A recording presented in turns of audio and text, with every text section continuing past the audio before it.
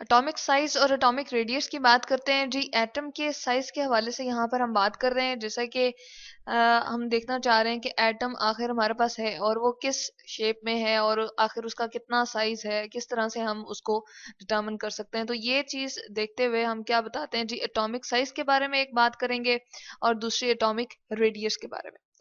जैसे ही हमारे पास यहाँ पर एक फिगर नजर आ रही है और यहाँ पर सेंटर में आपको एक अच्छा खासा मतलब कि एक जो है वो रेड कलर का हमें स्पॉट सा नजर आ रहा है, लेकिन उसके अगर हम बाहर की तरफ जाएं तो कुछ तो हमें प्रोमिनेंट चीज नजर आती है, लेकिन उसके बाद अगर हम देखें तो ये जो है क्लाउड की तरह हमें लग रहा है। जिस तरह हमें क्लाउड का सही तरीके से डिटरमिन नहीं होता कि यहाँ पर इसकी बाउंड्री है, यहाँ से शुरू हो रहा है और यहाँ पर खत्म हो रहा है, तो बिल्कुल इसी तरह से एटम का भी यही पार्ट जो है वो बाहर वाला जो पार्ट होता है, जिसको हम कहते हैं कि जहां पर इलेक्ट्रॉन मूव कर रहा होता है, वो एक क्लाउड लाइक स्ट्रक्चर बनाता है। तो हम कहते हैं कि एटम के बेसिकली हमारे पास दो पार्ट हैं। एक तो ये जो सेंटर में आपको नजर आ रहा है जी, इसको हम कह देते हैं क्या, इसको हम कहते हैं, चले हम इसको डिफरेंट एक थोड़े इस कलर से हम दिखा देते हैं, ठीक है। इसको हम कहते हैं जी ये न्यूक्लियस है, ठीक है, और जो कि सेंटर में होता है और डेंस होता है, काफी हैवी पार्ट होता है, और इसके ऊपर जी हम कहते हैं पॉजिटिव चार्ज होता है।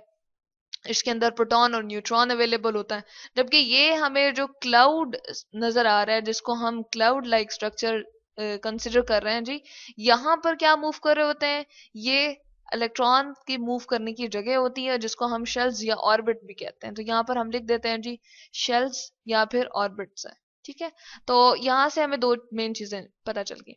अब कोई भी एक हमने सर्कल जैसे ड्रॉ किया होता है या हमने कोई भी बॉल ली हुई होती है, तो हम कहते हैं अच्छा हम उसके सेंटर से लेकर यहाँ तक का डिस्टेंस हम कहते हैं कि ये जो सेंटर सी से लेकर यहाँ बाउंड्री तक का डिस्टेंस है, उसको हम क्या कह देते हैं जी, उसको हम रेडियस कहते हैं। तो कोई भी जो सर्कल में चीज होती है उसका अगर साइज डिटरमिन करना होता है, तो हम कहते हैं कि जितना बड़ा इसका रेडियस होगा, जैसे मैं यहाँ पर एक और बॉल बना देती हूँ, तो हम क्या कहते हैं, सॉरी इसको हम इस तरह से बना देते हैं, ये बॉल हमने थोड़ी बड़ी बना दी, तो यहां से लेकर यहां तक हम कहेंगे कि ये इसका रेडियस बड़ा है, तो इसका साइज भी जो है वो बड़ा होगा। तो रेडियस जो है वो किस पे हम कह रहे हैं अफेक्ट डाल रहा है जी, साइज पे अफेक्ट डाल रहा है। तो यहाँ पर हम रेडियस को कैसे डिटरमिन करें, यहाँ पर तो हमें कोई स्पेसिफिक बाउंड्री तो नजर आ नहीं रही। जैसे अगर ये हमारे पास कोई रॉड सी बनी हुई हो, तो हम कह देते हैं अच्छा यहाँ से लेकर इसकी लेंथ यहाँ तक हम अगर मेजर कर लें तो ये इसका साइज है। लेकिन यहाँ पर तो कोई ऐसा बाउंड्री नजर नहीं आ रही, तो हम क्या करते हैं जी, हम दो न्यूक्लियस को डिटरमिन करने के लिए क्या यूज करते हैं जी, हम उसका देखने के लिए कि उसका साइज कितना है या उसके अंदर हमारे पास किस तरह से वो न्यूक्लियस जो है वो नजर आ रहे हैं, या उसको डिटरमिन करने के लिए हम इलेक्ट्रॉन माइक्रोस्कोप यूज करते हैं। और जो आपके पास एक पेंसिल का सिक्का होता है, ग्रेफाइट की जो आपके पास पेंसिल का सिक्का होता है, उसके उसको अगर हम इलेक्ट्रॉन माइक्रोस्कोप में रखेंगे तो उसके जो है वो न्यूक्लियस नजर आ रहे होते हैं। तो बिल्कुल एक हम फिगर यहाँ पर देख लेते हैं, जिसके अंदर हमने क्या रखा हुआ है जी, दो एटम है और उसके न्यूक्लियस हमें प्रोमिनेंट करके नजर आ रहे हैं। ये जी हमारे पास फिगर, ठीक है, इसमें रेड कलर की ये मैंने शो कर दी है। ये हमारे पास क्या है जी, दो एटम के सेंटर में ये हमें नजर आ रहे हैं, ये न्यूक्लियस है। अब हम क्या करते हैं जी, इस एक न्यूक्लियस से लेकर जो हमें इलेक्ट्रॉन माइक्रोस्कोप में नजर आ रहा होता है, उसके अकॉर्डिंग या उसके जरिए से हम क्या करेंगे, यहां से लेकर यहां तक का डिस्टेंस जो है वो हम क्या कर लेते हैं, मेजर कर लेते हैं, और जिसको हमने नाम क्या दे दिया जी, ए बी। अब इस ए बी डिस्टेंस को क्या करते हैं, हम डिवाइड कर देते हैं या हाफ कर देते हैं इसका, तो हमारे पास क्या आ जाता है जी, एटॉमिक रेडियस एक एटम का आ जाता है। तो ये हमें पता चल जाएगा कि इसका रेडियस कितना है। इसी तरह से बिल्कुल इक्वली ये इसका भी पता चल जाएगा। और लेने हमने सेम एटम होते हैं, जैसे मैं अभी यहाँ कार्बन की बात कर रही थी, ग्रेफाइट की बात कर रही थी, जो कि कार्बन ही की एक फॉर्म होती है, उसको हम कार्बन भी कह सकते हैं। कार्बन का जब डिटरमिन किया गया तो वो कितना आ रहा था जी, 154, ठीक है। और 154 को जब अगेन हम क्या करेंगे, 2 पे डिवाइड करेंगे तो हमारे पास क्या आ जाएगा, यहाँ पर हमारे पास आंसर आ जाएगा जी 77, ठीक है।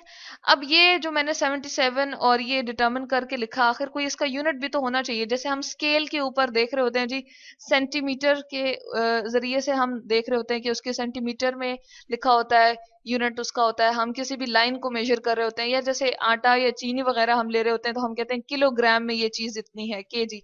तो इसका भी यूनिट होता है जो बहुत ही छोटी चीजों के लिए, बहुत छोटी मेजरमेंट के लिए यूज किया जा रहा होता है जी, वो होता है हमारे पास पीएम। मैंने यहाँ पर लिखा है, इसकी चले हम फुल फॉर्म यहाँ पर लिख देते हैं, जिसको हम कहते हैं पिकोमीटर। ठीक है, पिकोमीटर में भी आप ले सकते हैं, या फिर हम इसको एंगस्ट्रॉम में भी लिख सकते हैं। एक और यूनिट है जी यहाँ पर, एक तो पिकोमीटर है तो ऊपर करके मैं यहाँ पर एंगस्ट्रॉम भी लिख देती हूँ।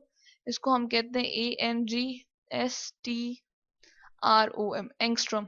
ठीक है, अब पिकोमीटर और एंगस्ट्रॉम दोनों हमारे पास ऐसे यूनिट है जिसमें हम इसको एटॉमिक रेडियस को डिटरमिन कर सकते हैं, और मेजर करके हम उसको नाप के और बताते हैं।